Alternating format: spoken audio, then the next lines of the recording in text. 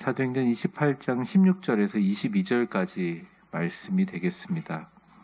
16절에서부터 22절까지 같이 한번 읽어보죠. 우리가 로마에 들어가니 바울에게는 자기를 지키는 한 군인과 함께 따로 있게 허락하더라. 사흘 후에 바울이 유대인 중 높은 사람들을 청하여 그들이 모인 후에 이르되, 여러분 형제들아, 내가 이스라엘 백성이나 우리 조상의 간습을 배척한 일이 없는데 예루살렘에서 로마인의 손에 죄수로 내준 바 되었으니 로마인은 나를 신문하여 죽일 제목이 없으므로 석방하려 하였으나 유대인들이 반대하기로 내가 마지못하여 가이사에게 상소하며 내 민족을 고발하려는 것이 아니니라. 이러므로 너희를 보고 함께 이야기하려고 청하였으니 이스라엘의 소망으로 말미암아 내가 이 쇠사슬에 매인 바 되었노라. 그들이 이르되, 우리가 유대에서 내게 대한 편지도 받은 일이 없고 또 형제 중 누가 와서 내게 대하여 좋지 못한 것을 전하든지 이야기한 일도 없느니라. 이에 우리가 너의 사상이 어떠한가 듣고자 하니 이 파에 대하여는 어디서든지 반대를 받을 줄 알기 때문이라 하더라. 아멘. 지난주 드디어 이제 로마로 들어간 바울이 만나게 되는 일들, 또 겪게 되는 일들, 첫 로마에서의 복음을 전하는 여정에 대한 오늘 본문의 말씀입니다. 빌립보서 1장 12절에 보면 바울을 로마로 부르시고 로마에까지 이송되기까지의 3년간에 어떻게 보면 되게 참 바울에게는 힘들고 어려웠던 과정들을 빌립보 교회를 향해서 바울은 이렇게 로마의 감옥에서 이렇게 얘기합니다. 우리 같이 한번 읽어볼까요? 시작. 형제들아, 복음 전파에 진전이 된 줄을 너희가 알기를 원하노라. 이제 우리가 이렇게 생각할 수 있어요. 바울이 잡히지도 않고 원래 빌립보 교회 및 여러 부유한 항구 도시에서 받은 돈을 잘 모아서 이스라엘 사람들 가운데 가뭄으로 죽어가는 사람들, 기근으로 죽어가는 사람들을 잘 구제하고 성전에 가서 그렇게 결례를 행하다가 잡히지 않았고 다시 그 힘을 얻어서 다시 다른 나라로 돌아가서 또 로마나 지중해에 있는 여러 나라에 4차 전도 여행을 갔으면 바울이 지금보다 더 우리 기독교의 역사에 더 큰 영향력을 끼쳤을 것이다 라고 하시는 분들이 단 한 명도 없습니다. 왜 그러냐면 바울이 3차 전도여행까지 가서 그 모진 고생을 3년을 하면서 질질질 끌려갔잖아요. 그리고 엄청난 고난의 역경을 이겨나가면서 드디어 로마에 도착을 했는데 로마에서 만났던 군인 한 명, 로마에서 만났던 사람 한 명, 로마에서 만났던 유력한 유대인들의 회당장급 되는 사람들을 만나고 황제를 비롯한 분봉왕들이라든지 좀 영향력 있는 사람들, 세계의 중심이던 로마의 사람들을 만나서 복음을 전한 것이 그 어떤 성서학자도 그냥 통계적으로 봐도 바울이 열심히 4차 전도여행을 가도 평생을 전한 것보다 더 큰 영향력을 줬다는 거예요. 그래서 어떤 분들은 혹시 이제 자신의 삶에 대해서 내 삶이 참 헛되다, 허무하다 이렇게 생각하시는 분들이 있을 수 있습니다. 그 여자분들의 갱년기라는 게 호르몬으로 오는 거기도 하지만 어느 날 밥하고 있다 보면 막 주걱을 남편한테 던지고 싶은 그런 마음들이 생길 때도 있다고 하잖아요. 저는 믿기지는 않지만, 전 당해본 적이 없어서 믿기지는 않지만 그런 울컥하는 심정이, 그러면서 이 남편 때문에 내가 지금 밥이나 하고 있고 이렇게 생각할 수도 있잖아요. 근데 그런 모든 것들이 삶의 자리에서 내가 보여주는 가시적인 결과가 없을 때 내가 이런 길로 그냥 직진하고 지름길을 갈 수 있는데 자꾸 돌아 가가지고 내가 이렇게 하나님이 나를 버리시는가 보다 생각할 수도 있지 않습니까? 그런데 바울은 깨닫게 된 거예요. 우리도 깨달아야 되는 거죠. 내가 이렇게 고난을 당하고 로마 감옥에 지금 갇혀 있지만 빌립보 성도들아 걱정하지 마라. 오히려 내가 이런 일을 당한 것이 복음의 진보에 도움이 됐다, 이렇게 얘기를 하는 겁니다. 우리의 모든 삶에 아주 사소한 실수서부터 성공서부터 평범한 모든 일까지 하나님이 우리의 삶에 계획하지 않은 일은 없습니다.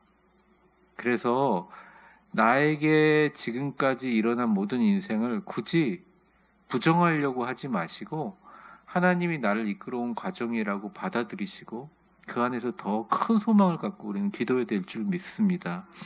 만약에 자녀들이 어떤 길로 가는데 하나의 문이 닫혔다면 우린 즉시 그 자리에서 감사하고 하나님이 더 좋은 길을 열어주실 것을 기도해야 된다는 거예요.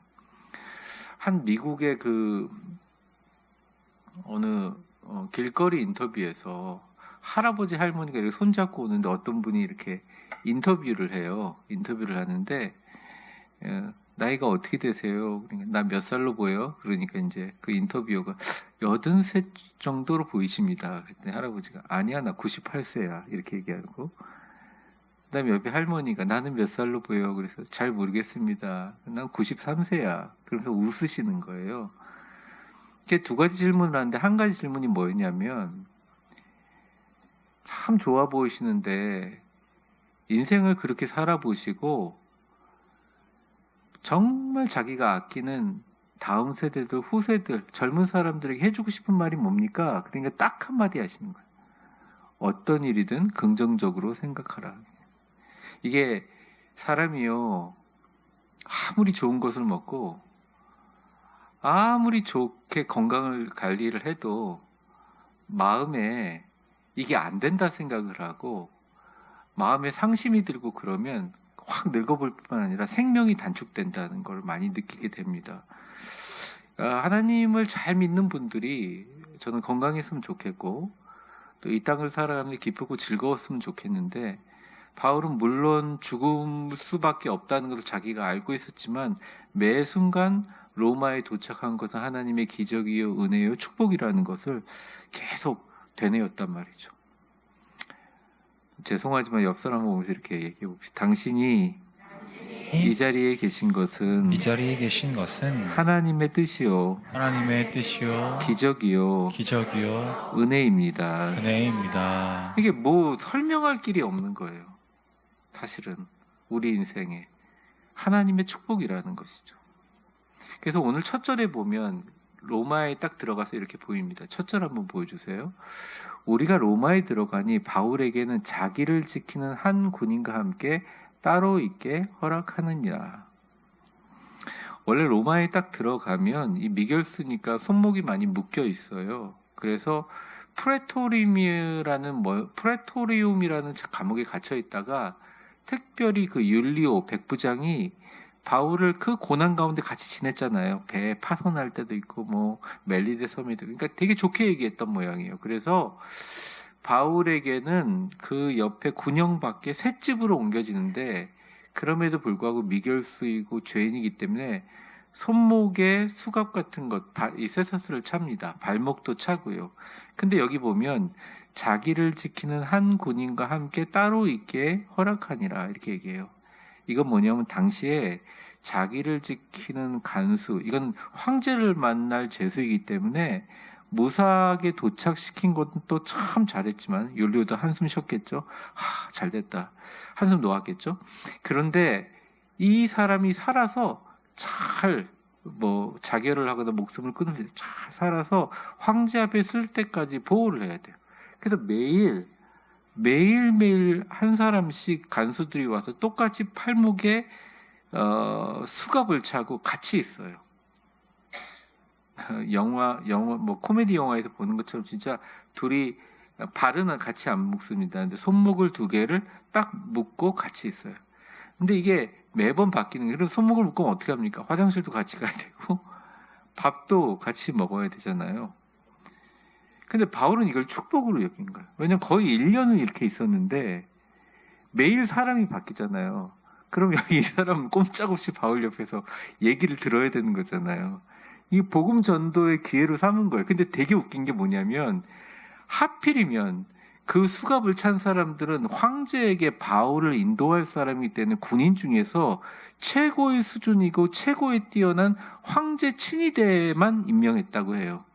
그러니까 굉장히 뛰어난 사람들이죠. 사실은 나라를 무너뜨리고 황제의 측근들을 변화시키는 것만큼 좋은 게 어디 있겠습니까? 그런데 그 사람들에게, 그 사람이 받아들였든 안 받아들였든 매일 1년 동안 바뀌는 다른 황제 친위대 사람들에게 진짜 복음을 전하는 기회로 삼았다는 것입니다. 그림 하나를 보여주시면, 여기 보면 손목을 묶고 그쪽에도 손목을 같이 묶고 있잖아요. 근데 이제 지금 뭐 바울이 등에 채찍을 맞은 것처럼 보여지지만 이건 어떤 상징적인 그림인데, 옆에 옷을 입고 있는 사람이 간수라고 보여지기도 하잖아요. 그러니까 그런 실제적인 상황들을 그림으로 묘사한 겁니다. 근데 이 그림을 보고 많은 분들이 오른쪽은 바울이고 왼쪽에는 예수님이 같이 앉아 계시다, 이렇게 해석을 하면서 이 그림을 사용하기도 해요. 어떠한 고난이든 어떠한 아픔이든 주님과 함께 동행하는 그것들을 느꼈기 때문에 바울은 그 상황 가운데서도 복음을 전했다는 것입니다. 그러니까 자기를 지키는 군인과 함께 있기를 허락한 기회를 복음의 전파의 기회로 삼는 아주 지독한 바울의 모습을 볼 수 있습니다. 17절 같이 읽어보겠습니다. 시작. 사흘 후에 바울이 유대인 중 높은 사람들을 청하여 그들이 모인 후에 이르되, 여러분 형제들아, 내가 이스라엘 백성이나 우리 조상의 관습을 배척한 일이 없는데 예루살렘에서 로마인의 손에 죄수로 내준 바 되었으니. 자, 사흘 정도 지난 후에 바울이 유대인들 중에 높은 사람을 청하여 그들이 모인 후에 이르되, 이렇게 얘기합니다. 그냥 유대인들을 만난 게 아니에요. 유대인 중에 높은 사람을 청하여 모인 것입니다. 이 높은 사람은 어떤 사람이냐? 회당장들, 율법학자들, 그리고 유대인이 모여 있는 곳마다 전부 다 회당이 있잖아요. 회당에 어떤 유력자들, 또 가끔 부인들 중에서 로마의 정치적으로 뛰어나고 높은 사람과 결혼한 귀부인들, 영주들, 이런 사람들, 좀 그래도 돈 있고 힘 있고 능력 있고 권세 있는 유대인들을 다 불렀어요. 근데 특별히 이런 유대인들은 그 험한 로마에서 살아남으면서 자기의 율법을 잘 지키고 살았던, 어떻게 보면 참 드물고 희귀한 사람들이었거든요. 근데 거기서도 죄수의 신분으로 복음을 전했다는 것입니다. 사실 바울은 복음을 전하고 난 이미 이때쯤 바울이 이제 죽기 몇 년 전이니까 얼마나 나이가 많이 들었어요. 그래서 바울을 거의 30년간 쫓아다니면서 죽이려고 괴롭혔던 유대인들에게 복음을 전합니다. 그러니까 자신이 이렇게 얘기를 해요. 17절에 보면, 내가 이스라엘 백성이나 우리 조상들의 관습을 배척한 일이 없는데 예루살렘에서 로마인의 손에 죄수로 내준 바가 되었다, 이렇게 얘기합니다. 형제들아, 이렇게 얘기합니다. 그러니까 절대 율법을 거스리거나 이스라엘 전통 정신을 근본적으로 배척한 것이 없다라고 얘기를 하면서 복음을 전해요. 이게 맥혀 들어가겠습니까? 사실은 맥혀 들어가지가 않죠. 근데 참 하나님이 이때 희한한 상황들을 만들게 돼요. 이건 조금 이따가 제가 설명하겠습니다. 근데 어쨌든 이 얘기를 하면서 끝까지 자기 민족에 대한 소망을 버리지 않아요. 여러분 기억하다시피 로마서 9장 1절에서부터 2절까지 보면 이 말을 하죠. 같이 한번 읽어보겠습니다. 시작. 내가 그리스도 안에서 참말을 하고 거짓말을 하지 아니하노라. 내게 큰 근심이 있는 것과 마음에 그치지 않는 고통이 있는 것을 내 양심이 성령 안에서 나와 더불어 증언하노니, 이렇게 나와 있습니다. 큰 근심이 있는 것과 마음에 그치지 않는 고통과 양심이 이게 다 내가 그리스도에게 끊어질지라도 내 민족 이스라엘 백성들을 구원받아야 된다는 강렬한 열망이 있었던 거거든요. 바울은 빚진 것뿐만 아니라 그 마음속에 정말 복음을 전하지 않고는 살 수 없을 만큼의 그런 마음에 있었다는 거죠. 여러분 지난주에 이제 위대한 하루 전하신 분들, 장로님들을 비롯해서 좀 일어나셨는데, 참 우리 교회가 그런 면에서는 참 어쨌든 순종하는 마음과 자랑스럽고 하나님 보시기에 참 귀하다는 생각을 해요. 어쨌든 그것을 하려고 하는 노력을 했다면 너무 귀한 것이라고 생각합니다. 그런데 이게 그냥 의무적으로 했을 수도 있고 또 우연찮게 전달할 기회가 돼서 할 수도 있었지만 여러분 그 행위에 대해서 너무 저평가할 필요가 없어요. 저는 진짜 이거는 그리스도께서 주신 십자가의 사랑 외에는 설명할 길이 없다는 거예요. 여러분 사람들에게 가난한 사람들에게 물품 전달하고 연탄 갈아주고 구리시청에 가서 어려운 사람들 찾아내서 크리스마스 때 우리가 선물 주고 그게 봉사이고 그 사람들에게 엄청난 사랑을 베푸는 것 같지만 실제 크리스찬이 할 수 있는 최고의 사랑은 뭐냐? 복음을 전하는 것입니다. 가족들에게 할 수 있는 최고의 사랑은 뭐냐? 맨날 타박받고 구박받지만 그래도 내가 당신을 사랑하고 우리 자녀들을 사랑하고 내가 엄마 아빠로서 너희들을 사랑하기 때문에 예수 제대로 믿어야 된다. 정말 복음을 전하는 것입니다. 그게 최고의 사랑이죠. 이거는 십자가의 사랑 외에는 설명할 길이 없다는 거예요. 바울의 이 모습을 보면서 정말 많이 느끼게 되죠. 바울은 이어서 18절 또 19절에 이렇게 이야기합니다. 제가 읽어보겠습니다. 화면으로 보여주세요. 로마인은 나를 신문하여 죽일 제목이 없으므로 석방하려 하였으나 사실이잖아요. 총독도 그랬고 그렇죠?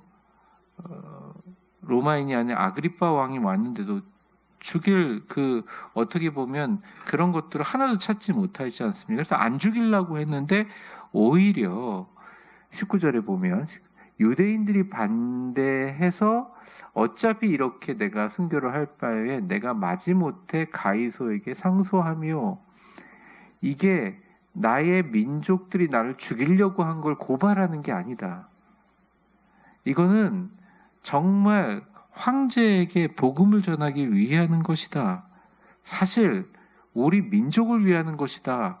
이스라엘 민족의 소망을 전하기 위한 것이다 라고 말해요. 그게 바로 오늘 본문의 20절입니다. 20절은 우리 같이 읽어보겠습니다. 시작. 이러므로 너희를 보고 함께 이야기하려고 청하였으니 이스라엘의 소망으로 말미암아 내가 이 쇠사슬에 매인 바 되었노라. 이스라엘의 소망으로 말미암아 그랬다. 이 이스라엘의 소망이 무엇입니까? 이스라엘의 소망은 강렬한 하나님이 보내신 메시아의 오심에 대한 소망이죠. 이사야서 61장 또 이사야서 7장에 나온 바로 처녀가 잉태의 아들을 낳을 것인 그가 임마누엘이라 하시는 메시아의 오심을 나도 믿고 그 왕국에 대한 소망도 나도 믿기 때문에 여기 온 거다라고 하면서 그들을 설득합니다. 바울이 되게 고지식한 사람인데요. 바울이 고지식함을 버릴 때를 보면 그래도 복음 전할 때인 것 같아요. 바울의 로마서를 읽어보면요. 바늘로 쑤셔서 들어갈 틈이 없어요. 그런데 바울이 사도행전에서 사람들에게 이야기한 걸 보고 변증한 것을 보면 끊임없이 사람들을 설득하려고 해요. 사람들의 마음을 움직이고 사람들의 마음을 복음으로 끌어당기는 게 얼마나 힘들고 어려운지를 바울은 잘 알고 있지만 최선을 다해서 그런 노력을 합니다. 그리고 너희들이 진짜 도래하지 않았다고 생각하고 결국 너희들이 로마 제국 안에서 속국이 된 지금 상황에서 너희들이 그토록 바라던 메시아가 왔다는 것을 전하고 있는 것이다. 이렇게 얘기를 합니다. 제임스 와트라는 사람의 작품이 있는데 그 사람 작품에 보면 그 작품 이름이 그림이에요. 이제 소망이라는 작품입니다. 거기 보면 바이올린을 키는데 눈을 가리고 켜요. 그리고 줄이 하나밖에 없어요. 그래서 이게 소망인지 어디 이렇게 병자가 어디 드러누워 있는 건지 모르는 작품이 되게 유명한 작품이죠. 이미 이스라엘 사람들에게는 소망이 다 사라져버린 상태예요. 강력한 로마를 무너뜨릴 수 있는 메시아는 절대 오지 않는다고 생각합니다. 그런데 불과 250년 후에 로마 자체가 콘스탄티누 황제에 의해서 아예 기독교가 국교로 되어버렸잖아요. 이미 그 전에는 기독교를 인정했지만 결국 예수님이 전 세계의 중심인 예수님의 복음이 로마를 정복하게 된 것이죠. 이스라엘 사람들이 갖고 있는 소망은 그저 메시아가 도래하고 그의 왕국이 널리 퍼지기 위한 소망이었지만 예수님의 소망은 부활과 온 인류의 구원으로 달랐습니다. 그것을 바울은 알았고 바울은 최선을 다해서 복음을 전하고 편지를 썼는데 그 편지가 바로 우리 기독교라는 근간을 형성하는 모든 하나님의 말씀의 능력이 되었어요. 여러분, 엠마오로 가는 길에 제자 2명이 예수님을 만나요. 그림을 한번 보여주세요. 엠마오로 가는 길에 예수님이 제자들을 만나요. 근데 여기서 사실은 그림은 조금 더, 저는 사실은 이 그림이 좀 사실적이지 않다 생각합니다. 누가 봐도 제자가 봐도 예수님처럼 생겼잖아요. 근데 왜 못 알아봤겠어요? 못 알아보게 나오셨겠죠. 어쨌든 예수님을 가운데 계시고 여러 일들을 설명하고 풀어줍니다. 근데 한 제자가 예수님께 이렇게 얘기합니다. 누가복음 24장 21절이에요. 같이 읽어보겠습니다. 시작. 우리는 이 사람이 이스라엘 속량할 자라고 이뿐만 아니라 이 일이 일어난 지가 사흘째다. 네. 에마오로 가는 두 제자가 예수님에 대한 얘기를 하고 죽임당한 걸 얘기하면서 그래도 이 사람이 이스라엘을 구원할 사람이라고 바라고 바랐다. 근데 소망이 없어지지 않냐. 그리고 그 사람이 죽은 지가 벌써 사흘째다 이렇게 얘기합니다. 근데 예수님이 나라고 얘기 끝까지 안 하시고 성경의 모든 말씀을 다 풀어줘요. 그리고 엠마오로 가가지고 숙소 가서 짐을 딱 푸는데 이제 안 거예요. 눈이 밝아져서. 저는 엠마오로 가는 길의 이야기는 우리에게 이야기하는 여러 가지 메시지가 많다고 생각합니다. 항상 소망은 떠난 적이 없어요. 우리 근처에. 우리가 살아있는 한 주님께서 우리 가족을 향한, 우리 교회를 향한, 우리 인생을 향한, 민족의 구원을 향한 소망은 한 번도 떠난 적이 없어요. 심지어 예수님이 곁에 가시면서 우리와 같이 얘기하는데도 예수님인 줄 모르는 경우가 되게 많다는 것입니다. 우리 곁에 예수님이 오늘도 지켜주시고 나는 참 그 일 때문에 속상하고 지치고 어려웠지만 예수님이 큰 뜻이 있고 만들어주셔서 우리를 인도해 주시는 길이라는 것을 우리는 언젠가 알게 될 거예요. 언젠가.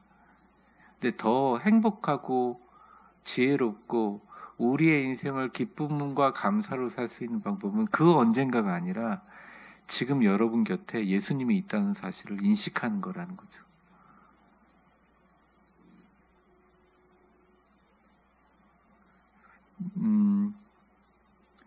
제가 책을 읽다 보니까 한 번은 이런 얘기들을 하더라고요.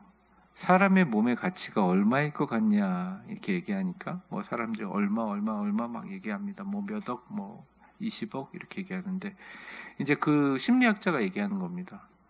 최소한 100억에서 200억이 된다는 거. 한 사람의 가치가. 왜 그러냐? 아무리 자기가 돈이 필요해도 당신 눈을 좀 이렇게 한 4, 5억 줄 테니까 눈을 팔겠소 하는 사람도 없다는 거죠. 아무리 돈이 궁해도 당신 아내의 목숨을 팔 테니까 10억 내가 줄 테니까 안 된다는 거예요. 그런 식으로 다 따지면 온몸을 따지면 200억이 넘는다. 그만큼 우리라는 존재가 너무너무 소중한다는 것을 우리는 계속 경시하며 살아가는 거죠. 우리의 마음과 심리 상태에 가장 도움이 되는 것 중에 하나가 이런 거랍니다. 늘 남에게 가장 좋은 것을 주고 싶은 마음으로 자신에게 대하라는 거예요. 그러면 건강도 챙길 수 있고 심리적인 안정도 취할 수 있다는 거죠. 마치 자기는 막 소모하고 허비해도 되고 공포에 밀어넣어도 되고 죄책감에 밀어넣어도 됐지만 내가 이렇게 일을 하는 것은 결국 내 자신을 위하는 것이라는 생각을 하지 말라는 거예요. 가장 중요한 것은 내가 가지고 있는 것들을 소중히 여기고 내 안에 있는 가치를 귀중하게 여기는 사람이 결국 건강하게 살아가고 그 안에 하나님의 은혜 가운데서 살 수 있는 에너지를 갖고 산다는 것입니다. 바울은 알았어요. 자기가 두 손에 묶인 죄인의 신분이었지만 하나님께서 자신을 통하여 위대한 일을 이루실 것을 알았어요.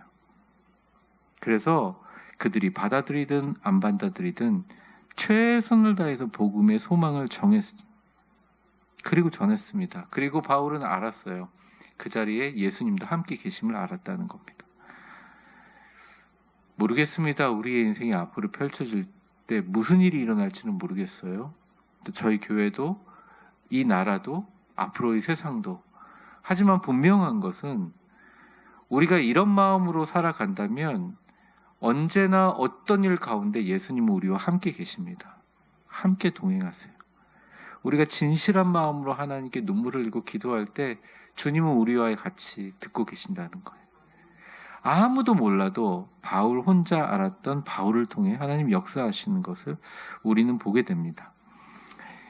21절을 보게 되면 그들의 반응이 보입니다. 21절 같이 한번 읽어보겠습니다. 시작. 그들이 이르되 우리가 유대에서 내게 대한 편지도 받은 일이 없고 또 형제 중 누가 와서 내게 대하여 좋지 못한 것을 전하든지 이야기한 일도 없느니라. 이렇게 얘기합니다. 그러니까 21절을 보여주시면 그냥 쉽게 말하면 이런 거예요. 아니 우리는 들은 바가 없는데, 당신이 얘기한 걸 들은 바가 없는데, 또 형제 중에 누가 와서 내게 대해서 나쁜 거를 전한 것도 들은 적이 없어. 그걸 갖고 나쁘게 얘기한 적도 없어. 별로 관심도 없고 이 일에 대하여 내가 정보가 없어. 왜 이런 일이 가능했을까요? 여러분 한번 생각을 해보세요. 바울이 예루살렘에서 유대까지 압송될 때까지 3일이나 3개월 만에 된 게 아니잖아요. 3년이란 기간 동안이 있어요. 그러면 바울을 잡아 죽이기 전에는 내가 잠도 자고 먹지도 않겠다고 하는 유대인들, 정말 수천 명의 유대인들이 이 소식을 그대로 전해서 그게 3년 동안 만약 로마에서 있는 유대인들에게 위치해 있는 사람이 돌았다면 바울이 왔을 때 이야기를 전해줄 수 있었을까요? 아니면 그러기도 전에 살해당했을 수도 있을까요? 이렇게 멀쩡히 앉아서 얘기할 수도 없는 거죠. 그 사람들의 율법은 대단한 거니까. 율법을 깨트리고 유대교를 멸망시키려고 하는 사람을 살려두겠냐고요. 근데 못 들었다는 거예요. 근데 그게 사실인 게 보니까 그러니까 AD 49년에서 50년 동안 기독교 문제로 인한 폭동과 소동이 엄청나게 일어났어요. 그러니까 이렇게 로마 안에 있는 유대인들의 공동체에서 그나마 이렇게 상류층인 사람들은 살아남았지만 그래도 기독교에 관심을 가진 사람들은 막 박해하면서 또 박해하는 것에 대한 저항운동이 막 일어나서 글라우디오라는 황제가 선포를 내렸습니다. 이걸 근절해야겠다. 그래서 아예 로마에서 유대인들을 다 추방시켰다는 거예요. 그러니까 지금 여기 남아있는 유대인들은 어떤 사람이냐면 진짜 최고위급으로 살아남은 사람들. 그리고 거의 그 중에 3분의 1 정도는 로마 사람들하고 신분적으로, 결혼적으로, 가족적으로 결탁되어 있는 사람들이에요. 그래서 나중에 유세비우스 역사 기록에 보면 되게 유명한 유대인의 랍비가 로마에 한번 방문한 적이 있는데 이 시기쯤에 그때 그런 말을 들으려고 왔던 그 강론을 들으려고 왔던 유대인들이 약 8,000명이 됐다 그래요. 그러니까 그렇게 걸러내고 추방했는데도 어마어마한 숫자의 기독교를 전파받고 기독교로 개심하면 로마를 변화시킬 뿐만 아니라 세계를 변화시킬 수 있는 유대인들이 두 눈 시퍼렇게 뜨고 살아 있었다는 거예요. 그런 환경을 누가 만들었느냐? 하나님이 만들어 주셨다는 것입니다. 그러니까 그들은 전혀 선입견이 없는 상태에서 바울의 복음을 들은 거예요. 난 정말 들은 적이 없는데 그게 무슨 말이냐? 이렇게 얘기하는 거예요. 그러면서 22절, 오늘 마지막 절입니다. 같이 읽어보겠습니다. 시작.